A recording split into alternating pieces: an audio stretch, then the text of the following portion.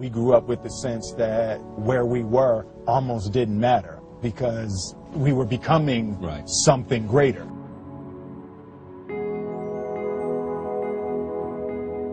Greatness is not this wonderful, esoteric, elusive, God-like feature that only the special among us will ever taste. You know, it's something that truly exists in all of us. It's very simple. This is what I believe, and I'm willing to die for it. Period. It's that simple. We didn't grow up with the sense that where we were was where we were going to be. You know, we grew up with the sense that where we were almost didn't matter because we were becoming something greater. You don't try to build a wall. You don't set out to build a wall. You don't say, I'm going to build the biggest, baddest, greatest wall that's ever been built. You don't start there. You say, I'm going to lay this brick as perfectly as a brick can be laid. I think that there's a certain delusional quality that all successful people have to have. You have to believe that something different than what has happened for the last 50 million years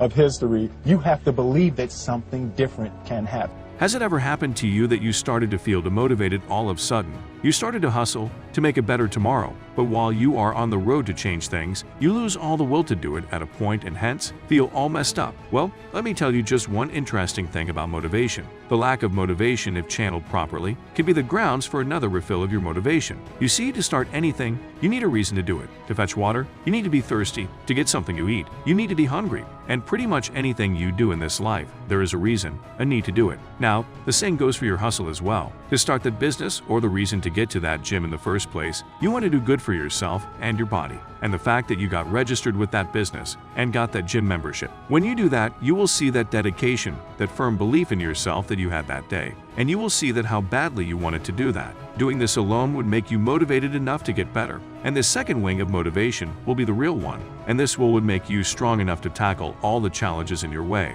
Whenever you feel down, just remember the feelings of your first day, your dreams at that time, the feels, and finally, that flame in your eyes. And this motivation will give you that second wing when you feel like giving up.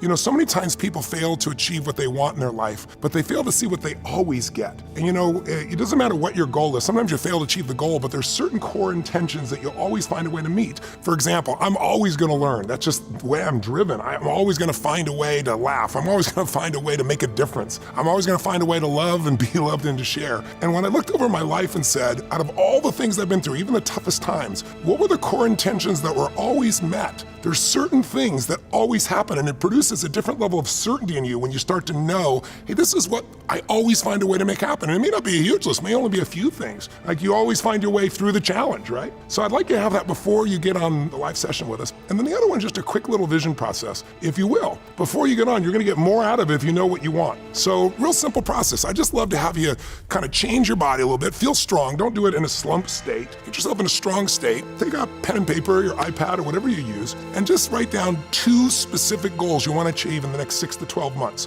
One in your personal life, one in your professional life. And be specific, not I want to make more money, fine, here's $1, get out of here. You just achieved your goal, right? I want to lose some weight. Yeah, you lose a pound, you're there. What is it that you need to be focusing on? And I want you to focus on it 3 times a day, all right? So the thing I need to be focusing on right now is not having a say or a viewpoint, right, with my wife. No more say. So I gotta wake up every morning, afternoon, and night and say, I do not have a say. I do not have a viewpoint. Oh, you think I'm playing? Let me do it over again. You think I'm playing? Because the only time we get into it is when I have a viewpoint. And I grew up thinking I should have a viewpoint. And now I realize the only viewpoint you need to have is for yourself. I done got into it with my wife about my son's wedding. That ain't my wedding. Do whatever you want to do. Why am I even in it? It ain't mine. I ain't got to walk down. I don't got to do jack.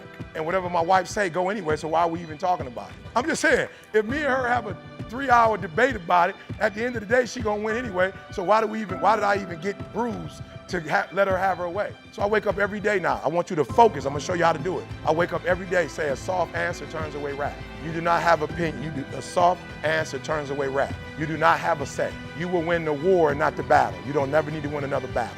Win the war. What's the war? My son's getting married. Stop doing the things that you know are wrong that you could stop doing. right? So it's a fairly limited attempt. First of all, we're not going to say that you know what the good is or what the truth is in any ultimate sense. But we will presume that there are things that you're doing that for one reason or another you know are not in your best interests. There's something about them that you just know you should stop. They're kind of self-evident to you. Other things you're going to be doubtful about. You're not going to know which way is up and which way is down. But there are things that you're doing that you know you shouldn't do. Now, some of those you won't stop doing for whatever reason. You don't have the discipline, or maybe there's a secondary payoff, or you don't believe it's necessary, or it's too much of a sacrifice, or you're angry or resentful or afraid. Who knows? So forget about those for now. But there's another subset that you could stop doing. It might be a little thing. Well, that's fine. Stop doing it and see what happens. And what'll happen is your vision will clear a little bit.